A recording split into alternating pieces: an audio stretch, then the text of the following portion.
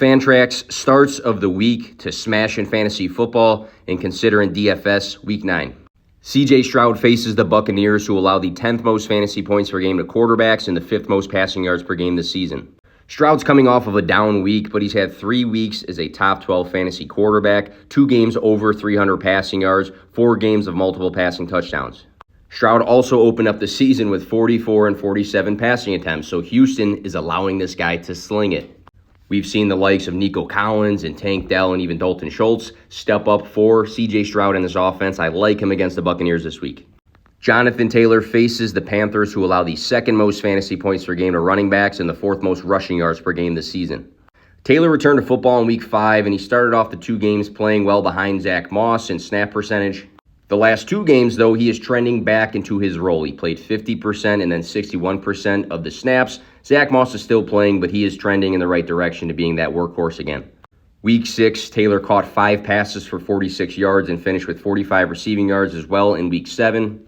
On the ground in Week 7, we saw typical Jonathan Taylor. He rushed the ball 18 times for 75 yards and a touchdown, 21 fantasy points. It was a down Week 8, but he rushed the ball efficiently. 12 attempts for 95 yards. That's 7.92 yards per carry. Great matchup, great opportunity to score 20-plus fantasy points again. Josh Jacobs faces the New York Giants, who allow the 9th most fantasy points per game to running backs this season, along with the 9th most rushing yards per game. The rookie, Aiden O'Connell, will be under center, so in a plus matchup on the ground, I feel like they are going to feed Josh Jacobs. The last time Aiden O'Connell started, Josh Jacobs saw season highs in receiving. 11 targets, 8 receptions, 81 receiving yards.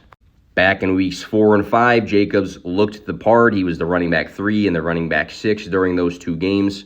He's also coming off of a top 12 week for fantasy. So again, great matchup on the ground. Aiden O'Connell fed him through the air. Love Josh Jacobs this week. Darrell Henderson faces the Packers, who allow the 6th most fantasy points per game to running backs and the 7th most rushing yards per game this season. Henderson's been the running back 17 and the running back 19 the last 2 weeks. 18 rushing attempts for 61 rushing yards and a touchdown in Week 7, and then 3 receptions for 54 yards in Week 8. Highlight good things on the ground and through the air. Royce Freeman is also playing a significant role in the backfield, but Henderson is leading in touches. Matthew Stafford also suffered a UCL sprain to his thumb. He might not play this week.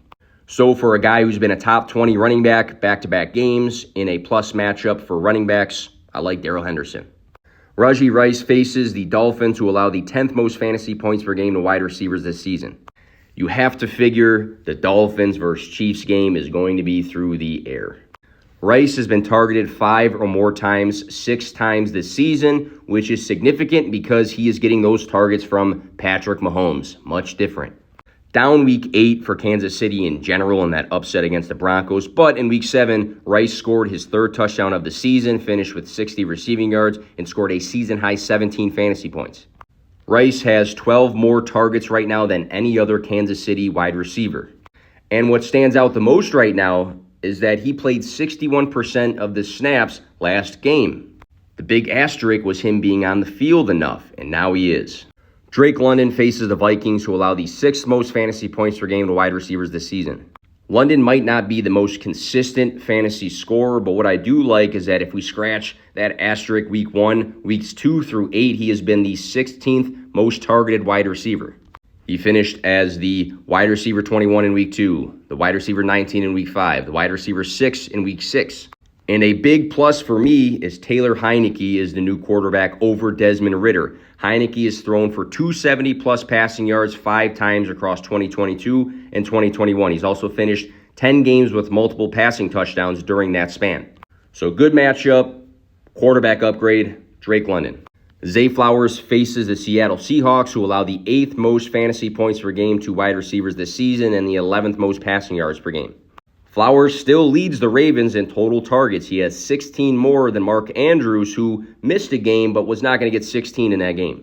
3 games of 70-plus receiving yards, 3 games over 15 yards per catch, 3 double-digit targeted weeks, and 2 weeks scoring 17-ish fantasy points are all good signs for Zay Flowers. Good matchup.